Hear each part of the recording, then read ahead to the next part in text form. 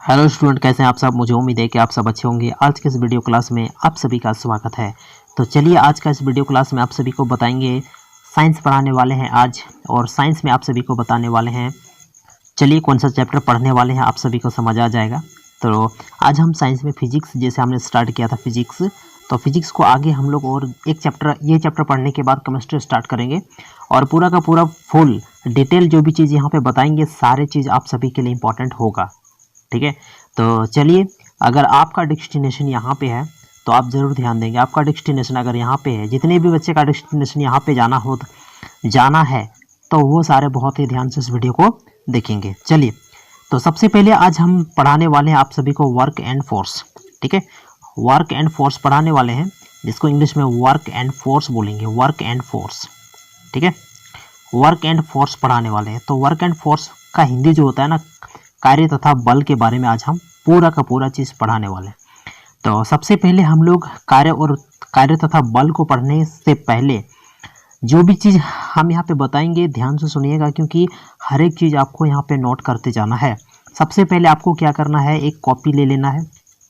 सबसे पहले आपको क्या करना है, एक कॉपी ले लेना है ना, कॉपी प्लस पेन ले लेना है और सारी चीज़ को यहाँ पे नोट करते जाना है। ठीक है, पीडीएफ तो हालांकि मिलेगा ही, नोट्स आप बाद में बनाएंगे वो ठीक है, लेकिन यहाँ पे जो मैं बताऊंगा वो चीज़ को नोट करते जाएंगे। रिपीट यहाँ पे हो जाएगा 2 बार, जैसे आप एक बार नोट्स बनाओगे वो टाइम और अभी जो आप नोट करोगे 2 टाइम हो जाएगा, तो यहाँ पे रिपीट आपका हो जाने वाला है। तो चलिए शुरुआत करते हैं और सबसे पहले आप सभी को बताएंगे कि कार्य क्या है ना, वर्क क्या है। तो वर्क के बारे में सबसे पहले जानेंगे और इससे रिलेटेड जितना भी फार्मूला होगा सारा चीज़ मैं क्लियर करते जाऊँगा। हर चीज़ को देखना यहाँ पे है। ठीक है, देखिए कार्य के बारे में देखेंगे तो लिखता है, कार्य की माप लगाए गए तथा बल की दिशा में वस्तु के गुणनफल के बराबर होता है, यानी उसे कार्य बोलेंगे। कार्य की माप लगाए गए बल तथा बल की दिशा में वस्तु के गुणनफल के बराबर होता है, तो उसे हम क्या बोलेंगे, बल बोलेंगे, सॉरी कार्य बोलेंगे। ठीक है, क्या बोलेंगे, कार्य यानी वर्क बोलेंगे।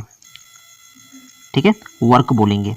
जैसे कि मान लेते हैं कि एग्जाम्पल के तौर पे यहाँ पे एक फार्मूला है, ये तो याद ही आपको करना है। एग्जाम्पल के तौर पे आप सभी को बताएंगे, मान लेते हैं आप दीवार को पुश कर रहे हैं।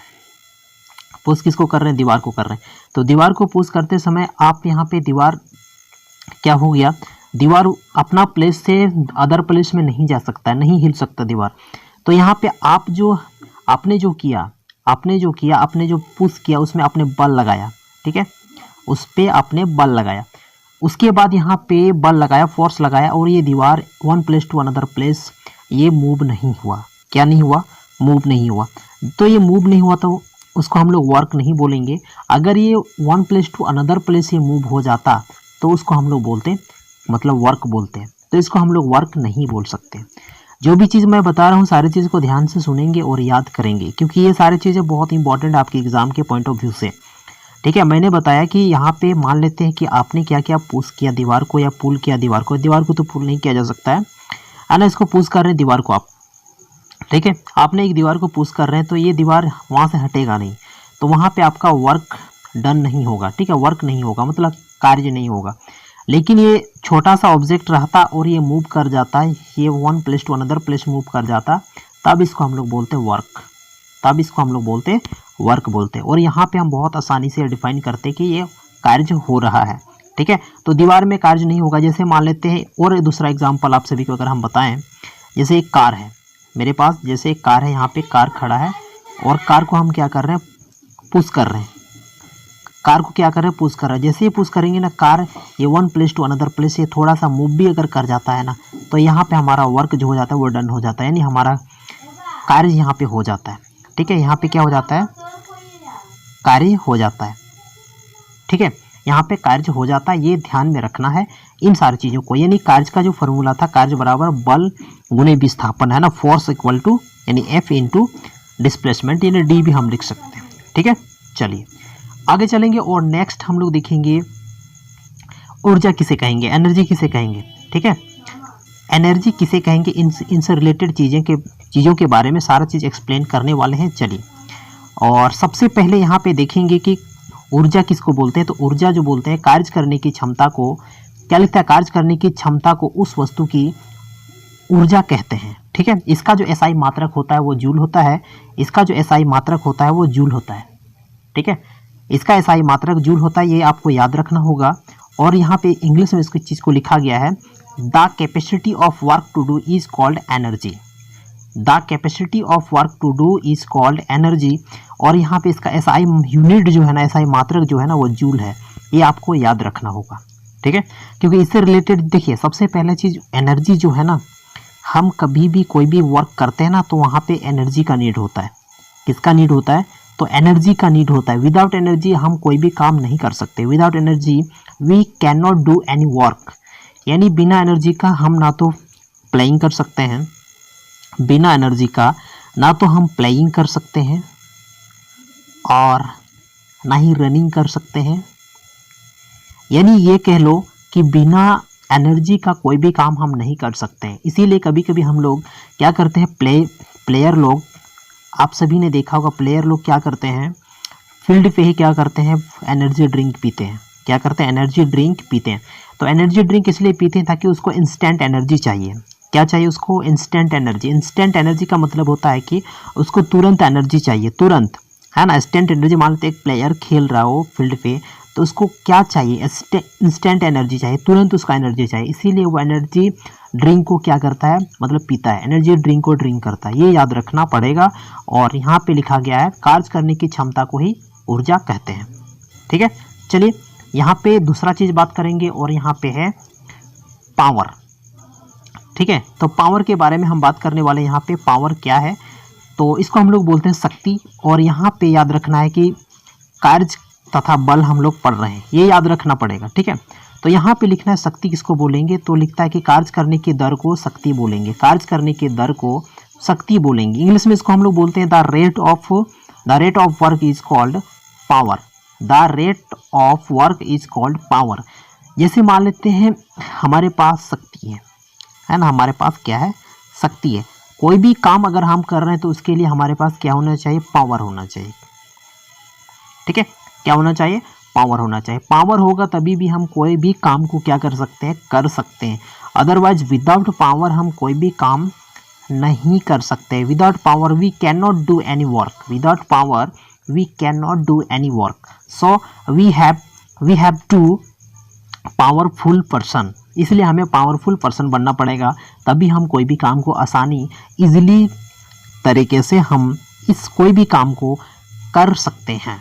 ठीक है, तो चलिए आगे बढ़ते हैं बच्चों। और नेक्स्ट हम लोग देखेंगे यहाँ पे कार्य तथा बल। क्या लिखा है? कार्य तथा बल हम पढ़ रहे हैं, बार बार इस चीज़ को रिपीट करवा दे रहे हैं ताकि आप सबको याद रहे। तो यहाँ पे लिखता है कि शक्ति का जो, जैसे मैंने बताया कि कार्य करने की दर को शक्ति बोलेंगे। The rate of work is called power. अब यहाँ पे पावर इक्वल टू एक फार्मूला होता है जो कि आप सभी के लिए बहुत ज़्यादा इंपॉर्टेंट है। कई बार हमें कोई चीज़ का पावर निकालना होगा। ठीक है, तो पावर निकालना होगा तो क्या होगा? W/T होता है इसका फार्मूला। W/T बोलने का अर्थ मतलब होता है, ये W फॉर वर्क होता है और T फॉर होता है टाइम। T फॉर होता है टाइम। तो यहाँ पे जितना वर्क हुआ उस वो लिखेंगे और जितना टाइम और ड्यूरेशन था वो लिखेंगे। उसके बाद वो पावर हम आराम से निकाल सकते हैं इस फार्मूला का यूज़ करने के बाद। ठीक है, बढ़ते हैं नेक्स्ट। और नेक्स्ट आप सभी को बताते हैं, यहाँ पे कुछ चीज़ें हैं जो कि आप सभी को बहुत ही अच्छे तरीके से याद रखना पड़ेगा, क्योंकि इन सारी चीज़ों के बारे में एग्जाम में हमेशा देखने को मिलता है कि क्वेश्चन इधर से पूछता है। सबसे पहले देखिए, ये जो है डायनेमो है। ठीक है, ये जो है ना डायनेमो है। और डायनेमो से रिलेटेड हम क्या बताने वाले हैं वो देखिए। तो डायनेमो से रिलेटेड हम आज जो बताने वाले हैं कि डायनेमो का सबसे पहले खोज किसने किया था? तो डायनेमो का खोज किया था वो था माइकल फैराडे ने। ठीक है, माइकल फैराडे के बारे में भी हम थोड़ा सा बताएंगे, लेकिन सबसे पहले ये बताना है कि ये डायनेमो है, पूरा का पूरा ये डायनेमो आप सबको दिख रहा है, इसका खोज था ना माइकल फैराडे ने किया था।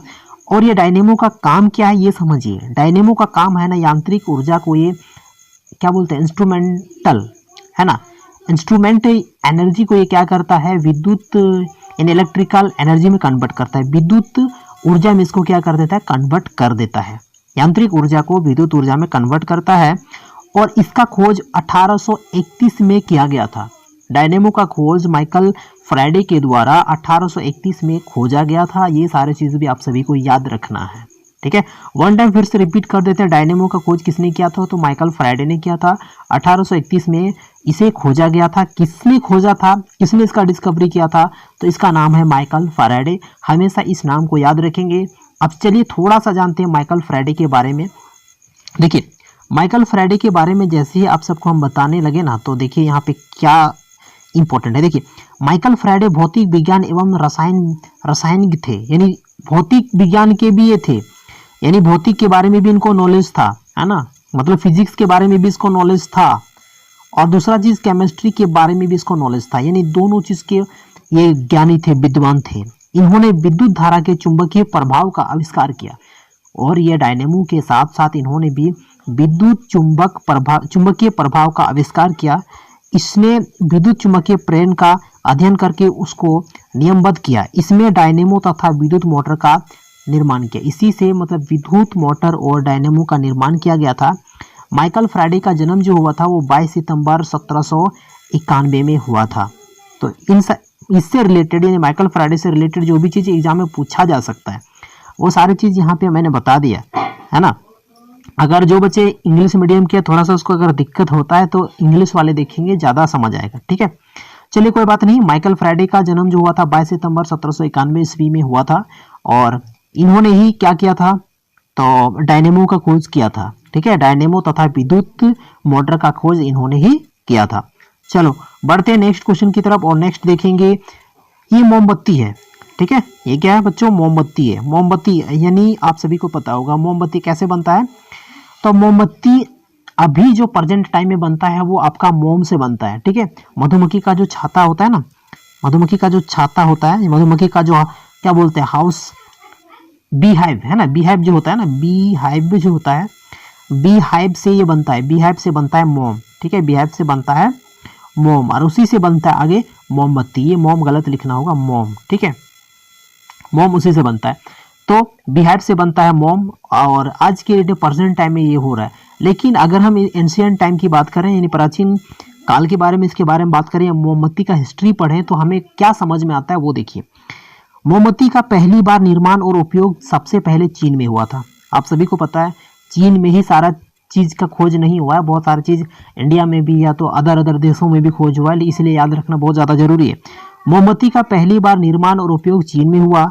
तब इसका निर्माण वेल मछली जो होता है ना, उसके चर्बी से इसका निर्माण किया जाता था। आज हमने बताया कि बीहाइव जो होता है ना, बीहाइव है ना, मधुमक्खी का छाते से मोम निकाला जाता है, उसके बाद मोमबत्ती बनाया जाता है। लेकिन उस समय जो होता है ना, वेल मछली के चर्बी से बनाया जाता था। इसके बाद यूरोप में प्राकृतिक वसा, उसके बाद यूरोप में बनना शुरू हुआ क्या, मोमबत्ती। तो यूरोप में जो था प्राकृतिक वसा, तेल और मोम से इसका निर्माण किया जाने लगा। रोम में मोम की अत्यधिक लागत के कारण तेल से इसका निर्माण होता था, ठीक है। हर एक देश में हर चीज़ सस्ता नहीं हो सकता, ठीक है। जैसे इंडिया में कुछ चीज़ सस्ता है तो जरूरी नहीं कि वो चाइना में सस्ता होगा, और जो चीज़ चाइना में सस्ता है जरूरी नहीं वो इंडिया में सस्ता होगा, ठीक है। तो जैसे यहाँ पे अगर रोम की बात आता है ना, तो रोम में जो मोम का खर्च था ना, यानी बहुत ज़्यादा लगता था, मोम का कॉस्ट बहुत ज़्यादा था, इसलिए यहाँ पे तेल से बनाया जाता था, ठीक है। तो इनसे रिलेटेड जो भी चीज़ें था आपने जान लिया। और ये क्या करता है, मोमबत्ती क्या करता है, मोमबत्ती जो है ये यहाँ पे समझिए, ये रासायनिक ऊर्जा को प्रकाशीय ऊर्जा में बदल देता है ना। रासायनिक ऊर्जा को ये प्रकाशीय मतलब ऊर्जा में ये कन्वर्ट कर देता है। याद ये चीज़ रखना था, ये सबसे ज़्यादा मेन पॉइंट है जो मैंने बताया, ये पॉइंट सबसे ज़्यादा इंपॉर्टेंट है, ये सेगमेंट सबसे ज़्यादा इंपॉर्टेंट है, क्योंकि इसी से आपको क्वेश्चन पूछा जाएगा। ये नहीं पूछेगा कि सबसे पहले मोम का निर्माण कहाँ किया गया था, ठीक है। अगर पूछ भी लेता है तो कोई बात नहीं, पढ़ लो। चलो आगे बढ़ेंगे और आगे देखेंगे, आप सभी को और भी चीज़ें बताने वाले हैं यहाँ पे। तो आगे जो है यहाँ पे क्या है, ये माइक्रोफोन, ठीक है। क्या है ये, माइक्रोफोन के बारे में बात करेंगे, ठीक है। माइक्रोफोन के बारे में बात करेंगे, माइक्रोफोन में क्या है नहीं है, सारी चीज़ के बारे में। देखिए सबसे पहले माइक्रोफोन का जो आविष्कार किया था वो 1876 में एमिल वार्लियन ने किया था, ठीक है।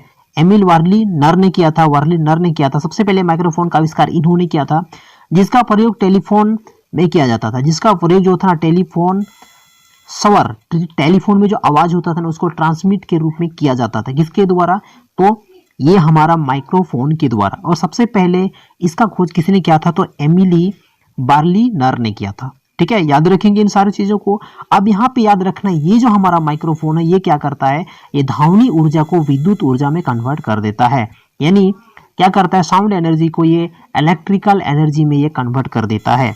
ये साउंड एनर्जी को इलेक्ट्रिकल एनर्जी में कन्वर्ट कर देता है, इलेक्ट्रिकल।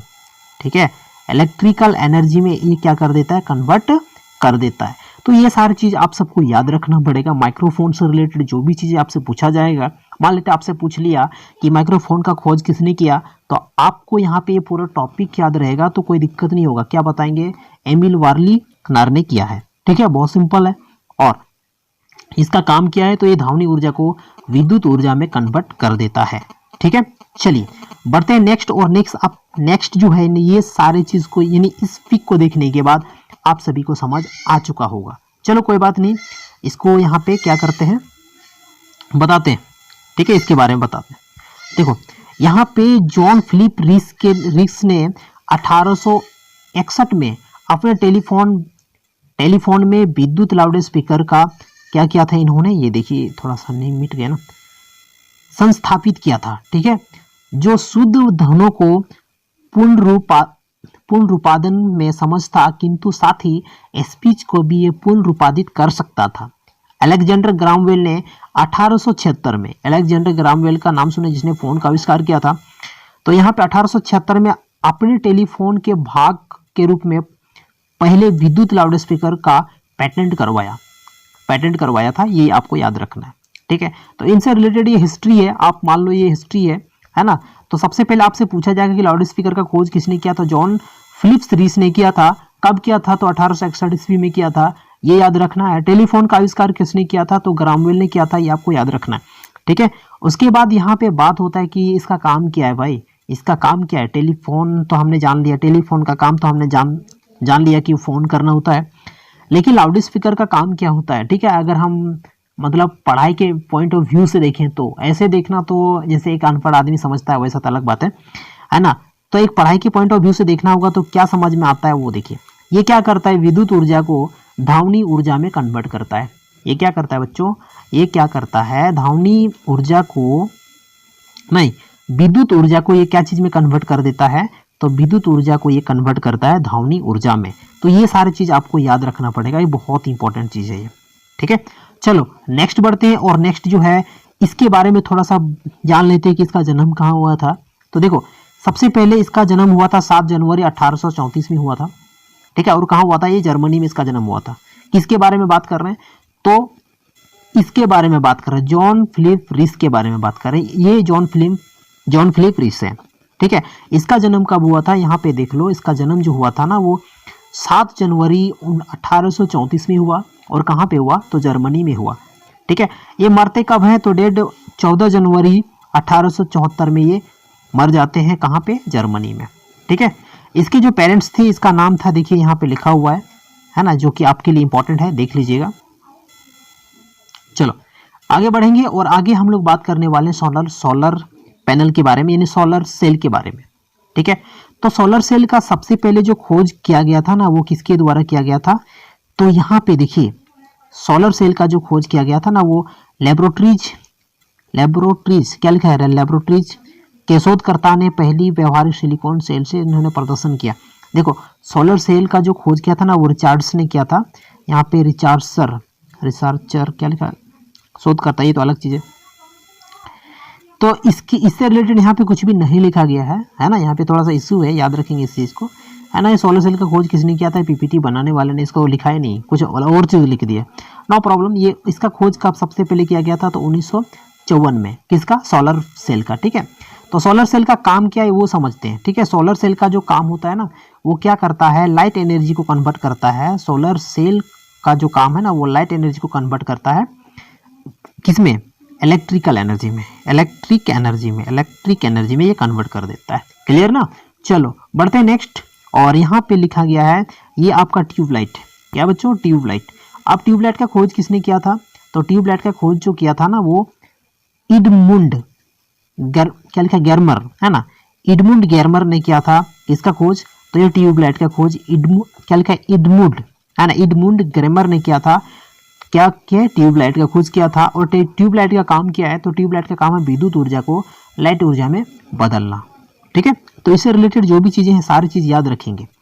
ठीक है, आगे यहाँ पे क्या है, यहाँ पे है इलेक्ट्रिक मोटर के बारे में हम लोग जानेंगे। ठीक है, चलो इलेक्ट्रिक मोटर के बारे में आप सभी को बताते हैं। और यहाँ पे लिखता है कि इलेक्ट्रिक मोटर एक विद्युत मशीन है। ठीक है, इलेक्ट्रिक मोटर जो है ना, ये जो है ना, ये विद्युत से नहीं, बिजली से चलने वाला इंस्ट्रूमेंट है। ठीक है, जो विद्युत ऊर्जा को यांत्रिक ऊर्जा में परिवर्तित करती। क्या काम है इसका, तो विद्युत ऊर्जा को ना ये यांत्रिक ऊर्जा में कन्वर्ट करता है, इसका काम है। ठीक है, तो ये सारी चीज याद रखना था, जरूरी नहीं कि उसका खोज है वो इंपॉर्टेंट है, वो नहीं याद रखेंगे, लेकिन जहां जहां पे जो चीज मैंने बताया जो इंपॉर्टेंट था वो मैं बता दिया। ठीक है, आपको याद रखना है, जितना बताया जाता है उतना याद रखो, ज्यादा कुछ पढ़ने की जरूरत नहीं है। अगर आपको एक्सटर्नल से कहीं पे कोई सोर्स मिलता है तो पढ़ो, लेकिन अभी यहाँ पे ज्यादा उतना दिमाग मत खराब करो, क्योंकि जो चीज जरूरी है वो मैं बता रहा हूँ। ठीक है, चलो आगे हम लोग बात करेंगे कि ये बल्ब है ना, बल्ब का खोज किसने किया था, तो बल्ब का खोज किया था ना थॉमस अल्वा एडिसन ने किया है। और इसका काम क्या है, ये बल्ब का काम क्या है, तो बल्ब का काम है, आप लोग बोलेंगे सर लाइट देना, जी नहीं, बिल्कुल ये गलत आप बोल सकते हैं, है ना, लाइट देना तो उसका काम है, लेकिन ये सबसे पहली चीज अगर साइंटिफिक तरीके से देखें तो ये विद्युत ऊर्जा को प्रकाशीय ऊर्जा में कन्वर्ट करता है, यानी इलेक्ट्रिकल एनर्जी को ये लाइट एनर्जी में कन्वर्ट करता है। ठीक है, तो दोस्तों आज का ये क्लास, बच्चों आज का ये क्लास आप सभी को कैसा लगा, आई होप अच्छा ही लगा होगा, क्योंकि आप सभी के लिए इम्पोर्टेंट है। तो अगर आप चाहते हैं कि सॉरी हाँ, अभी वॉइस क्लियर होगा। चलो, अगर आप चाहते हैं कि अपने साथ बहुत सारे बच्चे को ज्वाइन करना, तो ये वीडियो उनके साथ शेयर कर सकते हैं, उनको आप जुड़वाइए। हर एक बच्चा अगर यहाँ पे कोशिश करेगा, हर एक बच्चा अगर कोई भी बच्चा अगर एक आप ज्वाइन किए हो, अगर आप 5 बच्चे को ज्वाइन करवाते हो तो आपका फ़ी जो है ना वो रिटर्न कर दिया जाएगा। ठीक है, आपका जो फ़ी है वो 50% रिटर्न कर दिया जाएगा। ठीक है, तो यदि आप चाहते हो कि 50% अपना फ़ी रिटर्न करवाना, तो अपने साथ 5 बच्चे को जोड़िए, और 5 बच्चे को जैसे जोड़ते हैं आप और मुझे बताएंगे सर ये बच्चा मेरे द्वारा जुड़ा है, तो आपका जो 50% फ़ी है ना वो आपका रिटर्न हो जाएगा। ठीक है, रिटर्न कर दिया जाएगा study with me YouTube channel की तरफ से। ठीक है बच्चों, तो आज की इस वीडियो में इतना ही बात करते हैं, मिलते हैं ऐसे एक इंटरेस्टिंग और धमाकेदार वीडियो के साथ। तब तक के लिए अपना ख्याल रखिएगा।